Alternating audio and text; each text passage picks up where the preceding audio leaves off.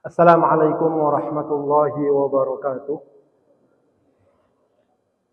Bismillahirrahmanirrahim. Alhamdulillahi rabbil alamin. Nahmaduhu wa nasta'inuhu wa nastaghfiruh wa na'udzu billahi min shururi anfusina wa min sayyiati a'malina. Man yahdihillahu fala mudilla lahu wa man yudlil fala hadiya lahu. Asyhadu an la ilaha illallah wahdahu la syarika lah wa asyhadu anna Muhammadan abduhu wa rasuluhu la nabiyya ba'dah. Allahumma fashalli wa sallim wa barik ala sayyidina wa habibina wa syafi'ina wa maulana Muhammadin wa ala alihi wa ashabihi wa man tabi'ahum bi ihsanin ila yaumiddin, amma ba'du. Allahumma 'allimna ma yanfa'una wanfa'na bima 'allamtana. Allahumma zidna ilman nafi'a wa amalan mutaqabbala.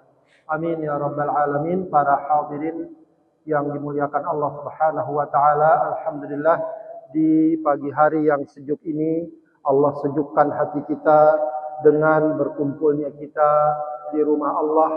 Ya, kita laksanakan salat berjamaah, lalu kita melakukan zikrullah, kita lanjutkan lagi dengan mendengarkan ayat-ayat Allah, hadis-hadis Rasulullah sallallahu alaihi wasallam, serta menyimak dan memahaminya. Mudah-mudahan kesemua ini mendatangkan barakah dan ridha Allah Subhanahu wa taala. Amin ya rabbal alamin. Para hadirin yang dimuliakan Allah Subhanahu wa taala, kita akan lanjutkan kajian kita membahas kitab Al-Arba'in An-Nawawiyah. Kita masuk pada Al-Hadits Sabi' wal 20. Hadis ke-27 ya. Saya beri judul hadis ini bagaimana kita ya menjaga dan merawat ya sensitivitas ya, atau merawat fitrah kita dan sensitivitas jiwa kita. Ya, karena di antara fitrah manusia itu ya dia adalah fitrah keimanan ya. Fitrah senang terhadap kebaikan dan tidak suka terhadap segala keburukan. Ya.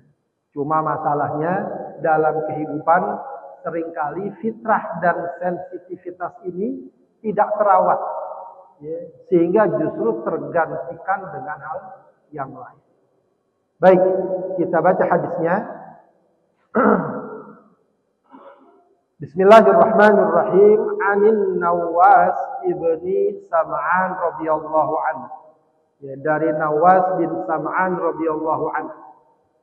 Anin Nabi sallallahu alaihi wasallam qala, dari Nabi sallallahu alaihi wasallam beliau bersabda, al-birru husnul khuluq. Ya, al-birru husnul khuluq. Ya, al-bir ini bukan bir seperti yang di negeri kita namanya ya istilahnya.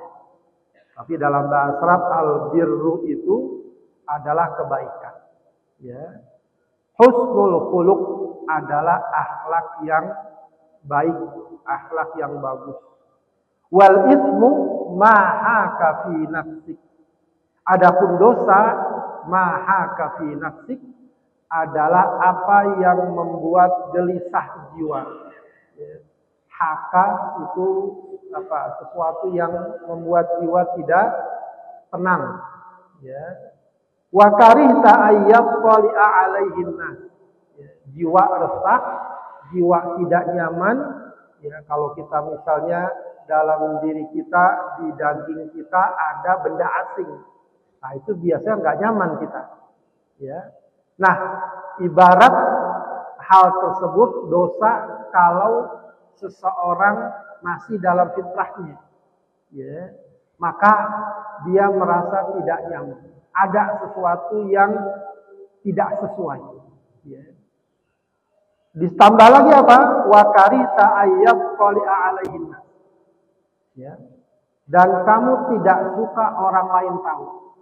Jadi nggak suka kalau orang lain melihat tahu kita berbuat ini, kita berbuat itu. Ya. Rawahu Muslim, hadis riwayat Muslim. Kemudian Al-Imam An-Nawawi yang menyusun kitab ini menambahkan lagi satu riwayat wa an Wabithah ibni Ma'bad radhiyallahu anhu. Dari Wabithah bin Ma'bad radhiyallahu anhu qala, dia berkata, ataitu Rasulullah sallallahu alaihi wasallam faqala, aku mendatangi Nabi sallallahu alaihi wasallam lalu beliau bersabda, jita tas'alu 'anil bir. Jadi ketika Wabithah datang menghadap Nabi, langsung Nabi kalau orang sekarang bilang langsung Nabi tembak.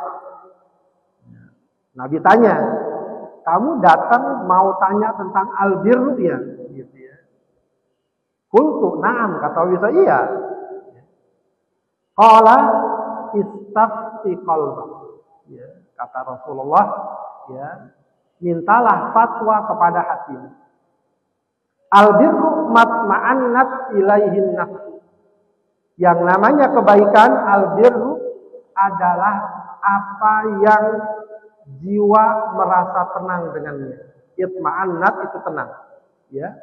Watma'anna ilaihil qalbu, dan tenang, ya, hati, ya, padanya. Hati kita, jiwa kita merasa tenang pada sesuatu itu, maka itulah albir, begitu ya. Wal ismu, adapun dosa, maha kafin nafsi, adalah apa yang membuat gelisah jiwa. Wa taraddada fis sadr, dan bolak-balik di dada. Maksudnya apa bolak-balik di sini? Menimbulkan keraguan, menimbulkan pertanyaan, ini benar tidak, ini boleh tidak, ini bagaimana nanti. Ya, jadi tidak nyaman dia juga. Ya. Wa in aftakan nasu wa aftauka, meskipun orang-orang memberikan fatwa kepadamu, ya, dan mereka pun, ya, berfatwa kepadamu. Ya, orang-orang udah bilang ini bisa, tapi jiwanya merasa tidak nyaman. Haditsun hasanun rawainahu, kata Al-Imam An-Nawawi, ini adalah hadis hasan, kami meriwayatkannya di musnadai al-imamaini, dari, ya, dalam dua musnad, ya, yaitu dua imam, Ahmad bin Hanbal wad-Darimi, dan ad-Darimi, bi isnadin hasanin, dengan sanad yang hasan. Ya. Jadi demikian teks atau matan hadisnya, kita coba, ya, bahas sedikit demi sedikit pembahasannya. Baik. Tadi kita baca hadis Rasulullah, beliau mengatakan albirru husnul khuluq. Albirru itu sering disandingkan dengan at-taqwa, wa ta'awanu 'alal birri wat taqwa. Ya, jadi ada yang memang mengatakan albir artinya adalah takwa, takwa artinya albir, gitu ya. Meskipun ada yang membedakan, ya, bahwa kedua nama ini itu sama seperti iman dan Islam. Ya, kalau dia disebut secara terpisah, maka dia mencakup makna tersebut. Sebagaimana kita nyebut Islam, ya pasti di dalamnya ada iman. Kita menyebut iman, di dalamnya ada Islam. Tapi kalau kita bicara beda antara iman dan Islam, maka iman itu terkait dengan keyakinan, Islam terkait dengan pengamalan, kurang lebih seperti itu. Albirru dan at-taqwa juga begitu. Kalau kita bicara dengan albir, dia adalah takwa, takwa adalah albir. Tapi kalau disandingkan albirru wat taqwa, maka para ulama mengatakan albirru itu terkait dengan perbuatan baik. Perbuatan baik apa? Perbuatan baik apa saja. Tentu saja yang dimaksud di sini perbuatan baik apa saja yang diridhoi Allah Subhanahu wa taala. Baik perkara ibadah, ketaatan, atau masalah-masalah sosial sehari-hari. Nah, itu namanya albir. Ya, dalam salah satu istilah yang disebutkan oleh Al-Imam Al-Munawi, beliau mengatakan albirru adalah at-tawassu'u fi fi'lil khair wal fi'lul mardi. Ya, jadi dia sebuah makna tentang makna yang luas tentang perbuatan baik dan perbuatan yang diridhoi. Bahkan dia menjadi salah satu nama Allah Subhanahu wa taala itu Al-Barru. Al-Barru, ya, zat yang, ya, berbuat baik. Ya, kita juga mungkin mengenal istilah birrul walidain. Ya, berbakti, berbuat baik kepada kedua orang tua. Nah, sedangkan at-taqwa maknanya secara spesifik adalah meninggalkan sesuatu yang Allah benci, yang Allah murkai. Nah, itu makna dari albir dan at-taqwa. Baik, di sini dikatakan bahwa albirru husnul khuluq.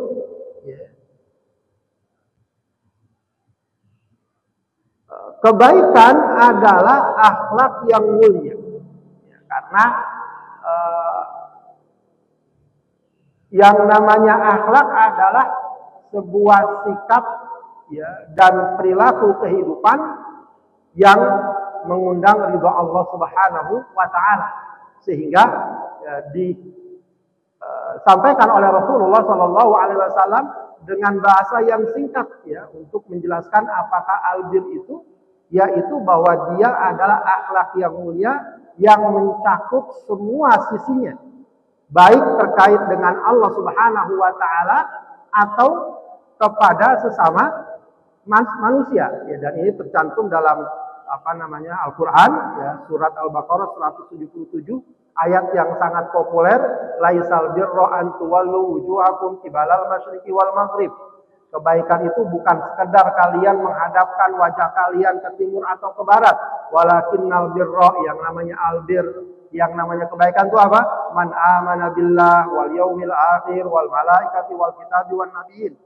Yang namanya albir adalah siapa yang beriman kepada Allah, hari akhir, malaikat, kitab-kitabnya dan para nabi. Nah, ini berarti masalahnya apa? Terkait dengan keimanan. Kemudian wa'atal mala ala hubbihi. Kemudian dia memberikan harta yang dia cintai kepada siapa? Zawil qurba, kepada kerabat, wal yatama wal masakin, pada anak yatim dan orang miskin. Wabnas sabil, dan orang-orang yang kehabisan biaya di perjalanan, wasailin, orang yang meminta-minta, wafir riqab, dan kepada para budak. Ini termasuk albir, suka berbagi, suka membantu dari harta yang dia miliki. Kemudian termasuk albir apalagi? Wa aqamas shalah wa ataz zakah. Menegakkan salat, mengeluarkan zakat, termasuk albir. Kemudian apalagi? Wal mufuna bi ahdihim idza ahadu. Termasuk albir adalah orang-orang yang apabila berjanji mereka tunaikan janji. Nah, itu bagian albir.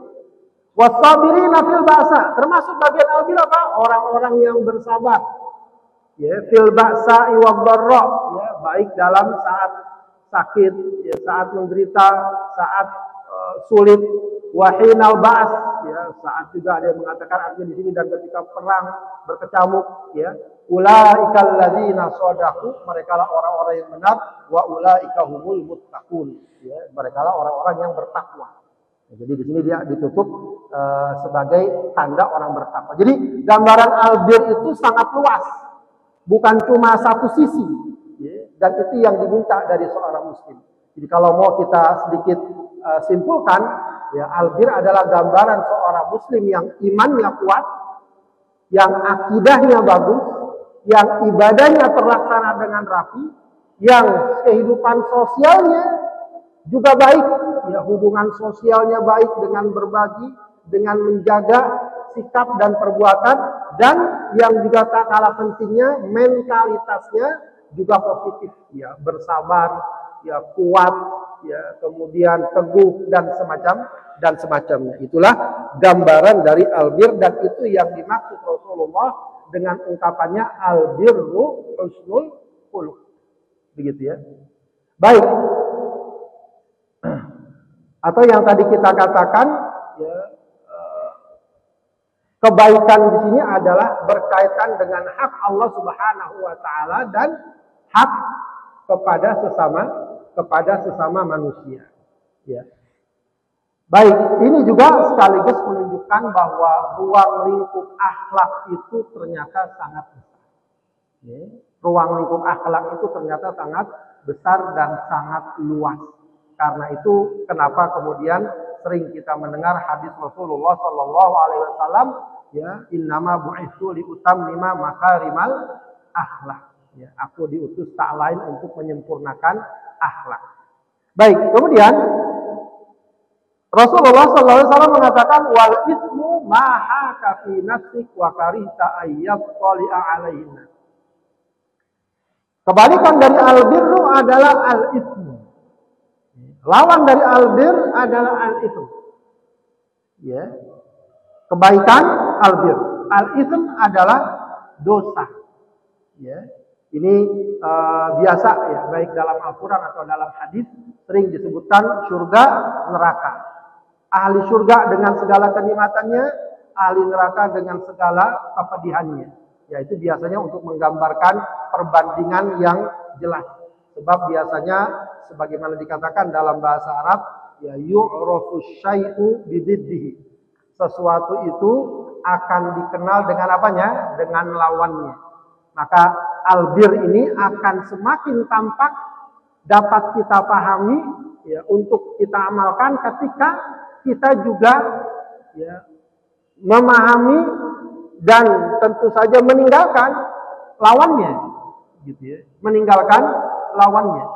Semakin kita kenali al-ismu, semakin kita akan mengenali al-birru. Semakin kita misalnya meninggalkan al-ismu dosa, semakin kita mudah melaksanakan al-birru.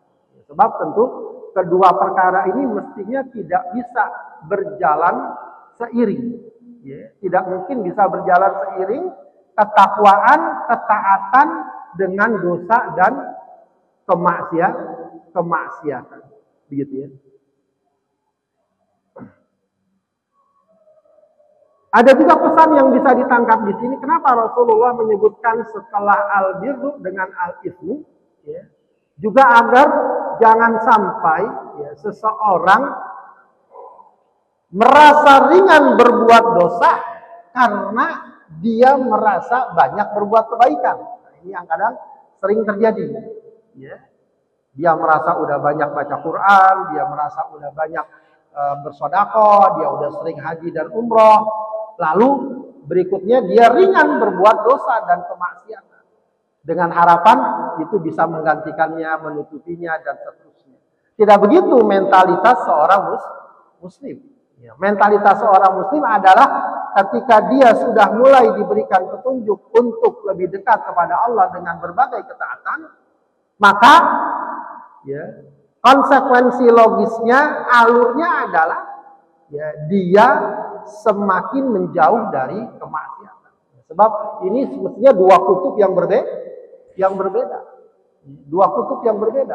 Semakin dia berusaha dekat kepada Allah, semakin dia jauh dari perkara-perkara yang Allah Subhanahu wa taala larang atau murkai. Kemudian hadis ini juga ketika Rasulullah mengatakan wal ismu maha kafi nafsi wa karita ayyab qali'a alaihinna. Ya. Dosa adalah perkara yang membuat gelisah jiwa dan kamu tidak suka orang lain tahu. Apa yang dimaksud Rasulullah di sini? Tentu saja ini perkara ya, dalam perspektif yang khusus. Ya. Kalau kita biasa sering berbicara dosa itu atau maksiat itu ya kalau ada larangan yang jelas. Ada perintah, ada larangan, ada ayat atau hadis atau juga para ulama telah mengajarkan kepada kita berdasarkan Al-Quran atau hadis ini perbuatan maksiat, ini perbuatan dosa. Begitu ya. Itu memang benar. Tapi ada lagi satu perangkat yang dapat kita gunakan untuk setidaknya apa kalau sekarang disebutnya sebagai peringatan dini, ya, sebagai teguran awal atau paling tidak gejala dan indikasi awal ini dosa atau tidak. Rasulullah memberikan tips hal tersebut dengan memberikan penjelasan kalau ada rasa ragu dalam jiwa, ya, rasa ragu dalam hati, rasa tidak nyaman. Ya. Ditambah lagi kalau dia misalnya kelihatan orang dia malu, nah, itu berarti tanda-tanda. Ya. Jadi ini bukan patokan memang, ini memang harus penting juga ya kita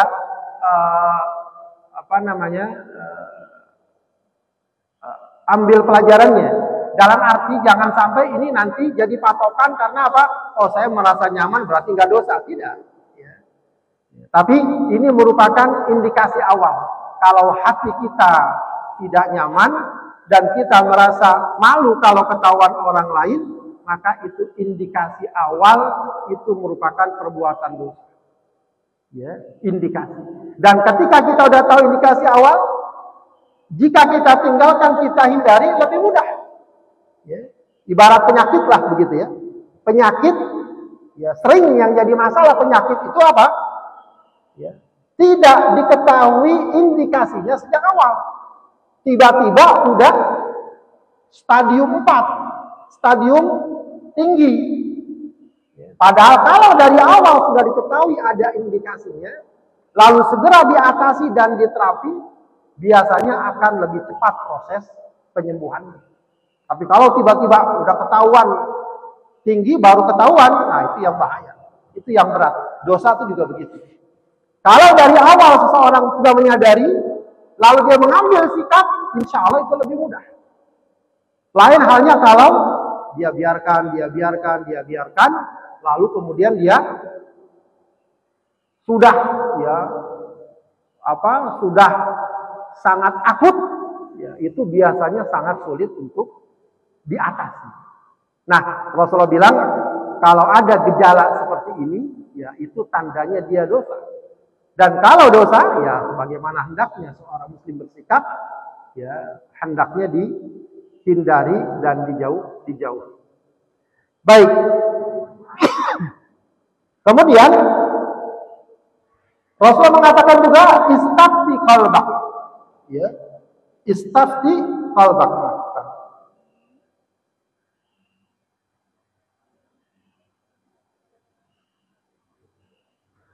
Ya, istafti qalbak wa in aftakan nas wa aftauka. Ya, ini yang tadi kita ingatkan ya. Mintalah fatwa kepada hatimu. Walaupun orang-orang memberikan fatwa. Nah, ini yang juga harus hati-hati memahami hadis ini. Ya, ini pada zaman sekarang ini orang banyak sekali gampang bicara tentang hadis atau Al-Quran, lalu dia memakainya sebagai sebuah kaidah begitu saja. Repot kalau hadis ini langsung dipakai begitu saja. Ya, misalnya ada perkara apa ini halal apa haram, maka sebagaimana pesan Rasulullah, istafti qalbak, tanya jiwamu, ya tanya jiwanya, ini boleh enggak? Lalu dia merasa, oh hati saya bilang boleh. Padahal bisa jadi yang jawab bukan hatinya, tapi syahwatnya. Ya. Yang jawab bukan hatinya, tapi bisikan setan, bisa saja. Ya. Istafti qalbak wa in aftakan nasu wa aftauka. Ya. Kata para ulama, ya, ketika menjelaskan hadis ini, bahwa hadis ini tidak bersifat mutlak karena perkara halal haram telah dijelaskan dalam syariat. Jadi jangan dicampur adukkan permasalahannya. Perkara halal haram sudah ada ketentuan dalam syariat. Ya, dan hendaknya kita merujuk kepada para ulama. Ya, kepada para ulama. Ya. Mintalah fatwa, mintalah pelajaran dan seterusnya. Adapun ya, perintah Allah Subhanahu wa taala istafti qalbak, itu ada beberapa penjelasan dari para ulama. Pertama adalah bahwa ya, kita diminta untuk minta fatwa dalam hati kita kalau perkara tersebut kedudukan hukumnya belum jelas. Perkara ini kedudukan hukumnya belum jelas. Baik perkara-perkara umum atau perkara-perkara yang sifatnya pribadi. Ini belum jelas nih hukumnya apa. Misalnya yang sederhana, kita kerja di sebuah perkantoran, tiba-tiba ada uang di meja kita segepok, gitu ya. Lalu tanya kiri kanan, ini uang apa? Uang siapa? Ada yang bilang itu uang kamu, ambil saja. Ya uang saya yang mana? Dari mana? Kenapa? Itu kan masih belum jelas kedudukannya. Nah, dalam hal seperti ini orang bisa minta fatwa dalam hatinya. Saya uang seperti ini nggak biasa.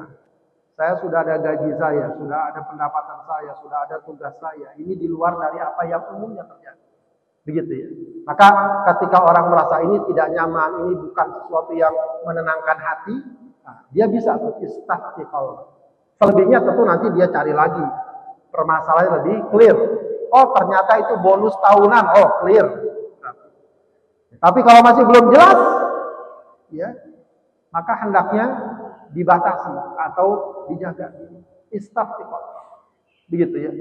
Ada dalam pergaulan sehari-hari tiba-tiba kita diajak kemana, ya entah bagaimana. Oh ternyata kok pergaulannya kayak gini, orang sana laki perempuan tidak nutup aurat, ya. Ketika kita tanya hati kita merasa resah, kita merasa tidak nyaman, ya, maka hendaknya seseorang mengambil sikap, ya, untuk ya, menuruti ya nuraninya dan fitrah. Kemudian termasuk juga istafti qalbak ketika dia dapati fatwa-fatwa yang ada misalnya itu berseliweran, bertolak belakang, ada yang bilang halal, ada yang bilang haram dan seterusnya. Ya. Dan dia nggak bisa di mana yang benar dan seterusnya. Nah, itu istafti qalbak juga tuh. Kita pakai tuh rasa kita, hati kita lebih tenang yang mana, lebih hati-hati yang mana, lebih selamat yang mana. Yang lagi rame kemarin itu masalah mengucapkan ucapan selamat Natal. Ya, memang tidak dipungkiri ternyata ada sebagian ulama, ya, termasuk ulama mutaakhirin yang belakangan yang membolehkan mengucapkan selamat Natal. Ya, sementara para ulama mutaqaddimin yang dulu umumnya tidak membolehkan. Gitu ya. Nah, kita juga tidak bisa begitu saja misalnya membantah, punya dalil dan seterusnya. Tapi paling tidak istafti qalb. Apa yang lebih menenangkan? Apa yang lebih menguatkan? Apa yang lebih menyelamatkan? Begitu ya. Maka itu hendaknya kita jadikan sebagai patokan. Begitu. Atau kemudian juga ada misalnya fatwa yang bertentangan dengan dalil yang sudah sangat umum. Tiba-tiba ada fatwa baru misalnya. Dari sebuah pemahaman dan pengamalan yang sudah umum berlaku. Ya, dan sudah dikenal. Baik dari kalangan para ulama. Yang sekarang udah nggak terkira. Ya, banyak sekali orang ngomong macam-macam. Ya, tiba-tiba ada yang bilang bahwa jilbab tidak wajib. Padahal sejak kecil, sejak dulu kita sudah dipahamkan, diajarkan untuk menutup aurat anak-anak kita, khususnya anak perempuan kita, begitu ya. Bahwa misalnya judi atau apalah ya praktek-praktek yang sudah dikenal di tengah masyarakat dengan kedudukan hukum yang sangat jelas.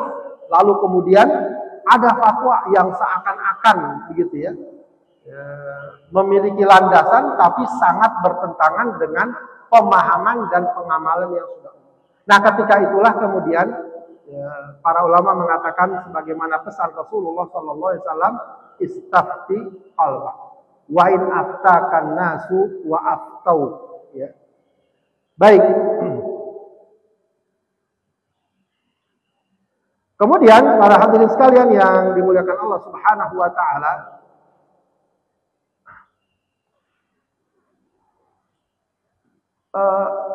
redaksi yang lain juga yang tadi Rasulullah katakan albirru ma'annat ilaihin nafsu wa ma'anna ilaihil qalbu. Ya. Kebaikan itu adalah apa yang membuat hati dan jiwa itu menjadi tenang. Ya, ini juga sebenarnya sebuah satu kesimpulan ya, bahwa kalau orang mencari ketenangan, maka ya lakukan saja kebaikan, ketaatan. Ya. Hal-hal yang Allah ridho. Karena ya, fitrahnya Allah Subhanahu wa taala ajarkan segala kebaikan itu tak lain juga untuk kebaikan kita. Maka kalau seseorang melaksanakan kebaikan dan ketaatan, insya Allah hidupnya menjadi tenang. Dan kata para ulama, at-tuma'ninah asasus sa'adah. Ketenangan itu adalah asas dari kebahagiaan. Orang sekarang beda. Yang dicari kebahagiaan dulu. Tapi hatinya nggak tenang. Ya.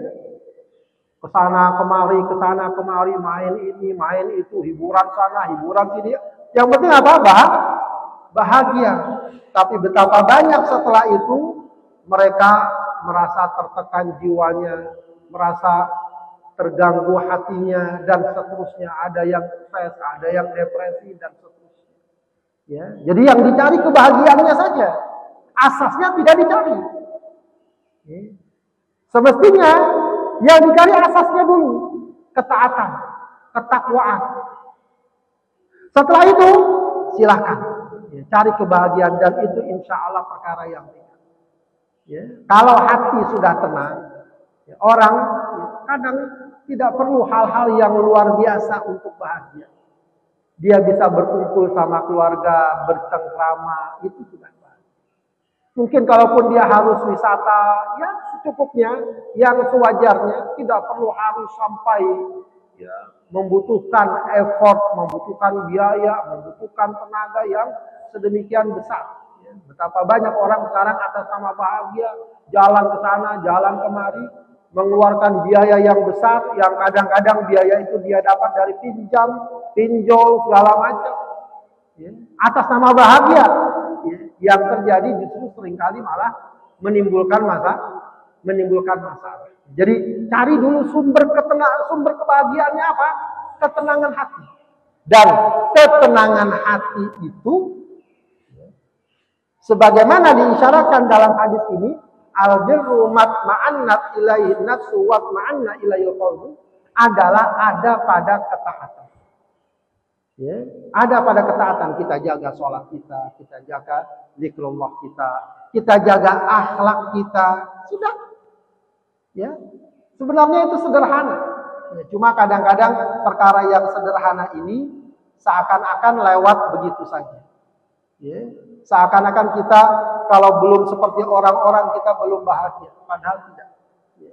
Betapa banyak orang-orang yang kesannya kesana kemari, namun hatinya resah, hatinya gundah, ya, dia tidak mendapatkan ketenangan. Ya. Maka jika ingin bahagia, ya, raihlah ketenangan. Jika ingin meraba ketenangan, hadirkan ketaatan dan ketakwaan kepada Allah Subhanahu wa Ta'ala. Karena itu yang cocok untuk fitrah dan hati kita. Ya. Ada lagi satu perkara yang kadang-kadang orang memang agak rancu antara tuntutan hati dengan tuntutan syahwat. Tuntutan hati dan tuntutan syahwat. Banyak orang yang mengatakan, oh saya kenapa kamu minum minuman keras? Kenapa kamu kok dugem? Istilah anak muda sekarang tuh dugem. Malam-malam ke diskotik, minuman keras. Apa kata mereka? Saya ingin mencari ketenangan hati, ketenangan jiwa. Ya. Sebenarnya yang dikatakan para ulama, hal seperti itu yang mereka cari adalah syahwat, pemenuhan syahwat. Ya. Sebab jiwa dan hati itu tidak menerima kecuali kebaikan. Ya. Kalau jiwa kita, hati kita itu hanya menerima yang baik-baik yang Allah. Jadi kalau mereka mau ingin mencari ketenangan hati, justru adanya adalah pada ketaatan.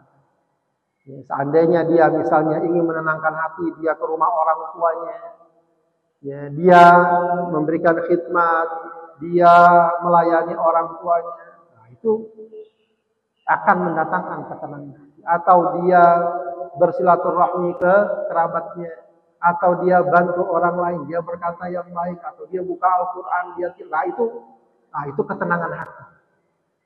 Tapi kalau orang ketenangan hati, dia kesana kemari, ya, nah, itu sebenarnya bukan ketenangan hati. Itu biasanya tuntutan syahwat yang dibungkus seakan-akan itu kebutuhan jiwa. Baik. Kemudian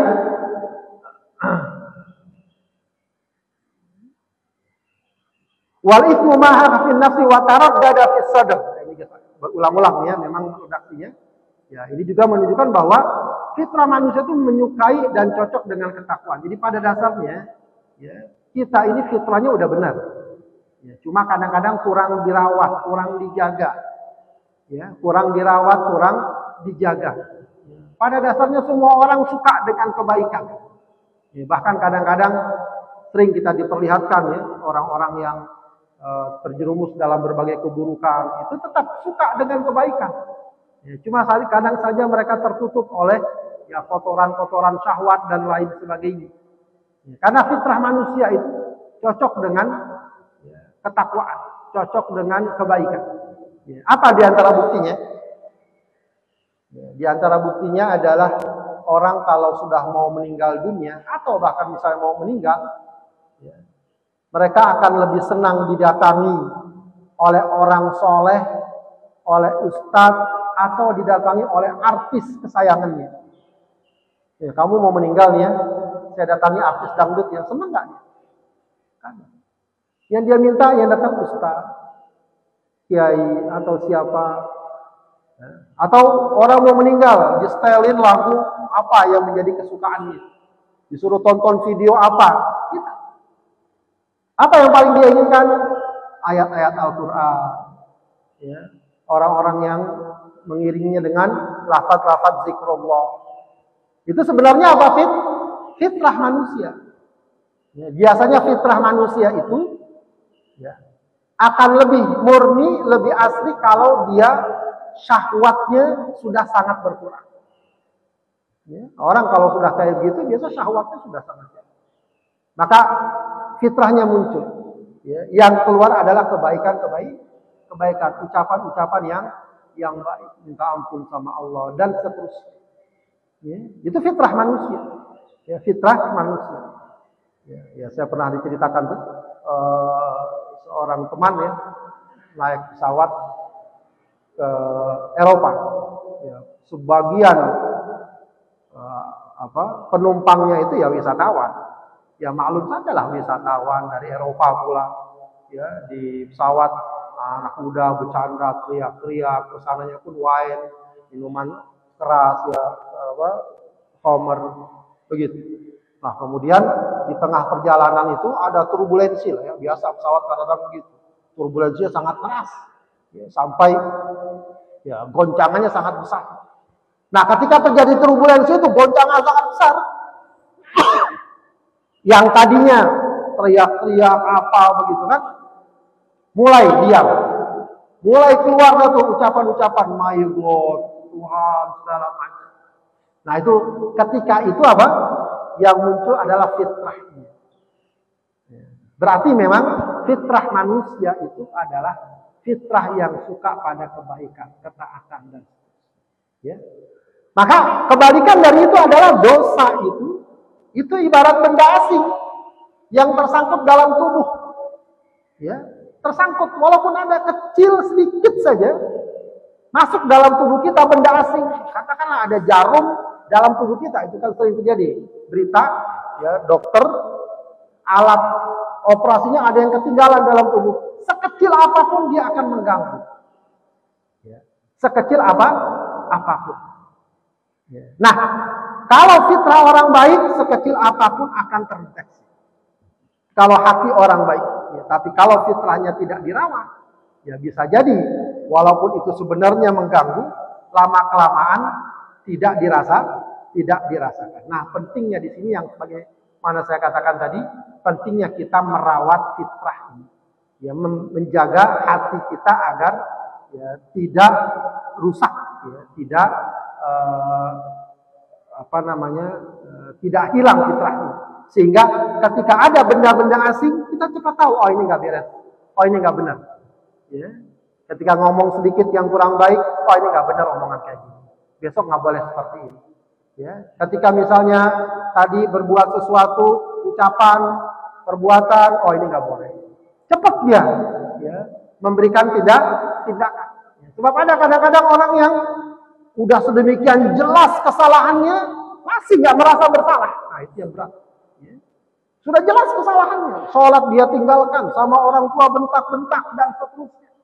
Sama istri dia pakai pukul KDRT, atau istri tidak taat sama suami, jelas, tapi nggak merasa itu sebagai sebuah dosa besar. Dianggap angin lalu saja. Nah, itu gambaran kita yang sudah tertutup sedemikian rupa. Ya, sedemikian rupa. Nah, ini yang penting terus diasah agar jiwa kita itu fitrahnya betul-betul terjaga. Ya. Kemudian diingatkan lagi oleh para ulama juga bahwa terkait dengan masalah hati yang jadi patokan tadi ini, ya, kata para ulama, ya ini memang nggak bisa berlaku umum, ya. Bahwa dosa itu atau kebaikan itu adalah sesuatu yang menenangkan jiwa, dosa itu sesuatu yang meresahkan jiwa. Tapi yang dimaksud apa? Manakala jiwa tersebut adalah jiwa yang sudah dipenuhi oleh keimanan, oleh keyakinan, pemahaman, ya, dan perkara-perkara lain, ya, perkara-perkara dalam masalah-masalah yang terkait dengan masalah-masalah yang memang tidak jelas ketentuan dan acuannya dalam nas atau hadis atau ketentuan syariat. Jadi jangan sampai ada orang merasa bahwa ini baik kok, saya merasa tenang dengan pilihan saya. Padahal pilihannya jelas-jelas bertentangan dengan hukum syariat. Saya udah tenang, tidak sholat, karena menurut saya begini. Padahal tidak ada para ulama yang benar keulamaannya yang mengatakan boleh orang tidak sholat. Walaupun dia merasa tenang. Nah, itu enggak benar. Ya, tidak benar. Maka yang dimaksud di sini adalah kalau hati orang itu benar, kalau imannya benar, pemahamannya benar, dan permasalahan yang yang sifatnya teknis, begitu ya, bukan sesuatu yang sudah baku ajaran dan ketentuannya, ya, maka di sanalah kita dituntut untuk menghidupkan sensitivitas jiwa kita. Tapi kalau udah jelas, ini rukun iman kepada malaikat, kita mau merasa benar apa enggak, ada apa enggak, sudah jelas ayatnya, hadisnya, pernyataan para ulama, kita terima dan kita jadikan itu sebagai ketenangan hati kita. Gitu ya. Jangan kemudian diartikan saya yang lebih menenangkan hati saya adalah tidak beriman kepada malaikat. Nah, itu enggak benar.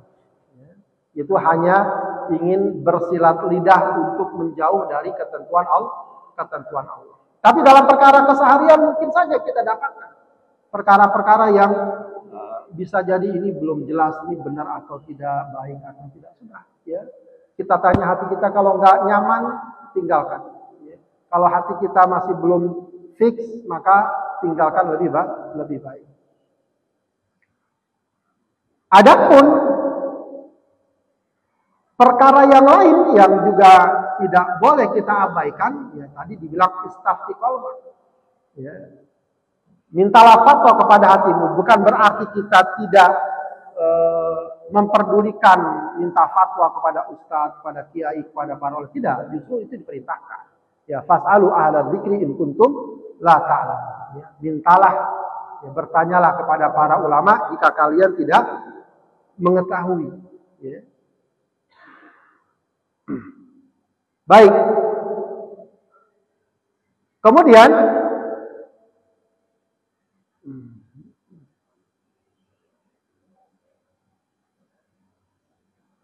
pelajaran lain juga dari hadis ini juga adalah hendaknya setiap kita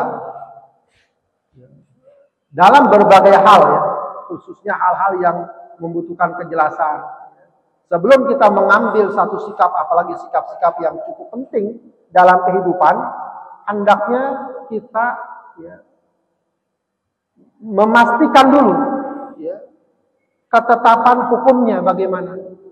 Ya, jangan sampai perjalanan sudah sekian panjang, sudah ada berbagai macam konsekuensi, lalu dia baru bertanya, ini secara hukum syariat boleh atau tidak? Harusnya sebelum itu kita ambil, maka kita bertanya dulu, ini bagaimana saya mau beli ini, saya mau melakukan transaksi ini, saya mau menerima pekerjaan ini, boleh atau tidak, benar atau tidak, layak atau tidak. Nah itu hendaknya kita pelajari dulu. Salah satu caranya ya tadi, ya, dengan menangkap ya isyarat-isyarat jiwa kita, hati kita nyaman nggak dengan hal ini? Ya, ini perbuatan yang kalau orang lain tahu kita malu apa enggak? Misalnya, itu aja dulu, ya. Lalu nanti bisa kita perkuat dengan bertanya kepada orang yang kita kenal ilmunya, kita kenal agamanya, dan seterusnya. Ya, jadi jangan sampai orang mengambil tindakan, ambil saja. Apalagi tindakan-tindakan yang cukup besar begitu ya. Katakanlah misalnya menerima pekerjaan. Ternyata pekerjaan ini bersinggungan dengan misalnya hiburan malam. Gitu ya.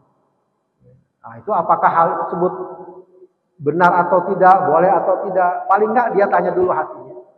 Nanti boleh dia tanya lagi kepada para ulama ya, untuk memastikan, oh ternyata nggak masalah ini karena tidak berkaitan langsung dan seterusnya. Misalnya, atau dalam perkara rumah tangga, ya, misalnya dia ada hubungan yang sering terjadi begitu, ada hubungan laki perempuan, ya. Ternyata ini hubungan yang tidak dibenarkan dalam Islam. Harusnya dia tanya dulu yang kayak gini boleh atau tidak. Ya, yang sering terjadi itu adalah apa? Pernikahan antar agama. Ya, harusnya kalau dia mau melakukan itu dia tanya dulu ini boleh atau tidak. Ya, nanya juga kepada ulama yang benar lah. Ya, yang paling gampang sekarang ya nanyalah ke Majelis Ulama Indonesia. Ya, jangan nanya kepada ustadz-ustadz yang apa namanya di medsos dan lain sebagainya yang kadang-kadang jawaban semau-maunya. Ya, tanya atau cari referensi. Ya, jangan sampai dia udah nikah, udah punya anak baru nanya. Gimana nih suami saya non muslim. Anak sudah 2. Ternyata suaminya non muslim. Dianya wanita muslim.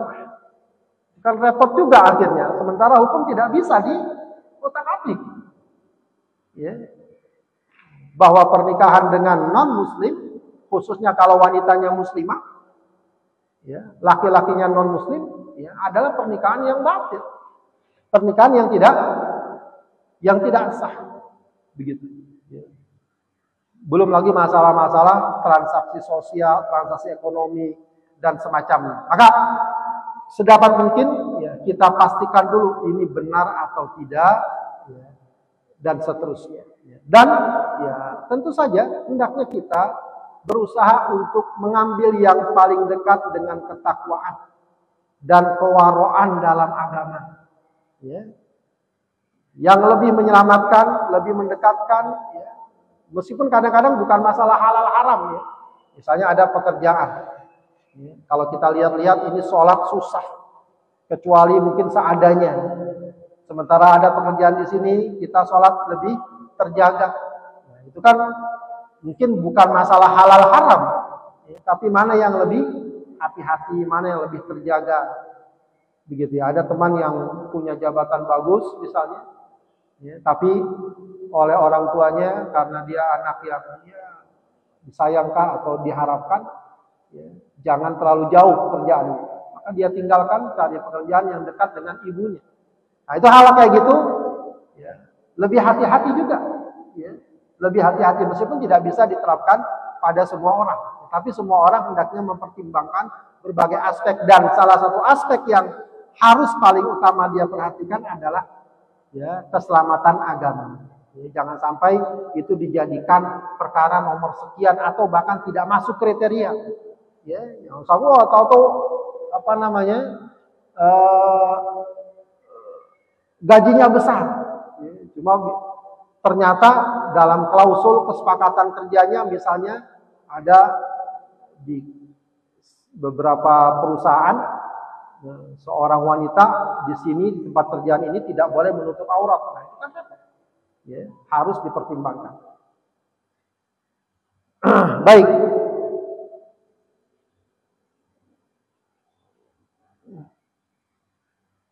Kemudian hadis ini juga memberikan pelajaran kepada kita bahwa perhatian Islam terhadap pendidikan agama itu bersifat internal dalam hati, dan meminta keputusannya sebelum mengambil tindakan. Jadi agama yang kita inginkan ini bukan cuma agama yang hanya sekedar, kalau orang sekarang bilang cuma sekedar sebatas ritual, tidak masuk ke dalam hati, tidak masuk ke dalam jiwa. Maka agama bagi kita tuh bukan sekedar ritual, ajaran-ajaran yang mengandung tindakan-tindakan apa yang harus kita lakukan, tapi yang paling penting juga adalah bagaimana dia tertanam kuat di dalam hati dan menjadi keyakinan lalu berbuah dalam bentuk pengamalan. Kemudian melaksanakan kebaikan dan meninggalkan keburukan hendaknya berawal dari kesadaran hati. Faktor-faktor lainnya hanya bersifat membantu. Jadi kalau sesuatu asal dari hati, maka insya Allah ringan. Kita sholat, apa yang dapat menggerakkan hati kita? Kita meninggalkan maksiat, kalau dari hati kita ringan. Tapi kalau kita sholat, meninggalkan maksiat karena faktor lain, karena faktor disuruh, karena faktor dipaksa, faktor nggak enak, itu biasanya berat. Tapi kalau ada kesadaran hati, nah itu yang akan kokoh, itu yang akan konsisten, kapanpun dan dimanapun. Jadi penting juga kita perlu memperbaiki, menyegarkan. Kita sholat subuh, kenapa? Oh, rame-rame orang sholat subuh, kalau saya nggak nongol, nggak kelihatan, nggak enak.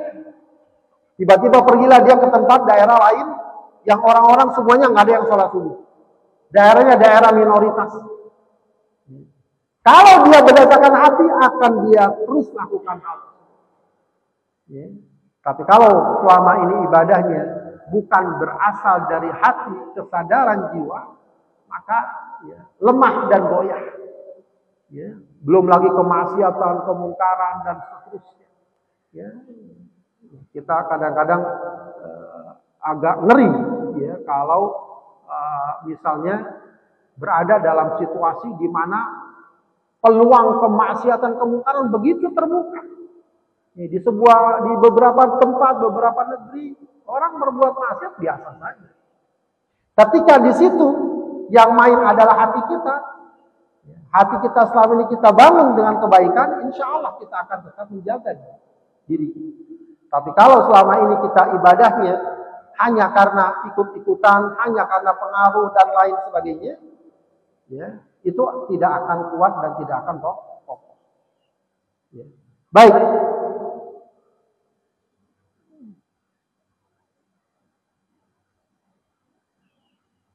Baik, kesimpulannya, teman sekalian, beberapa poin-poin yang bisa kita ambil dari hadis ini. Yang pertama, pentingnya menebar kebaikan dengan melakukannya. Jadi kebaikan, bukan cuma kita pelajari, tapi kita lakukan. Jadi menebarkan kebaikan itu bukan cuma kita lakukan, kita sebarkan. Tapi dengan kita lakukan dalam kehidupan sehari-hari, itu artinya kita menyebarkan kebaikan. Kemudian hadis ini juga terkait dengan keutamaan akhlak. Kemudian juga bahwa kebaikan, ketakwaan, ketaatan akan melahirkan ketenangan. Ketenangan akan melahirkan bahagia. Maka jika ingin bahagia, berbuatlah kebaikan, berbuatlah ketaatan, ketakwaan, kepatuhan kepada Allah Subhanahu wa Ta'ala. Fitrah hati dan jiwa adalah menerima kebaikan dan menolak keburukan, itu fitrah kita. Pentingnya merawat hati dan jiwa agar tetap terjaga fitrahnya. Kemudian pentingnya mendapatkan kepastian hukum sebelum mengambil tindakan. Ini beberapa poin penting yang dapat kita ambil dari hadis ini. Baik, para sekalian, demikian apa yang dapat saya sampaikan. Mudah-mudahan bermanfaat. Ada yang mau ditanyakan, silakan.